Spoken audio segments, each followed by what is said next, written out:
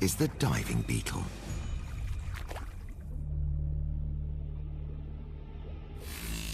Although it can fly,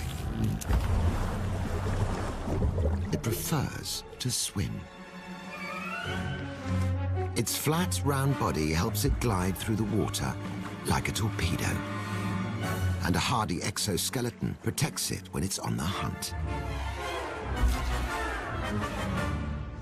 Its back legs are covered in fine hairs and act like oars, which propel it forward.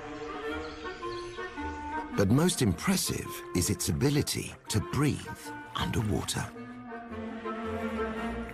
The diving beetle shoves the tip of its abdomen out of the surface and pulls air into the cavity below its wings. This air bubble will act like a homemade scuba tank from which it can breathe.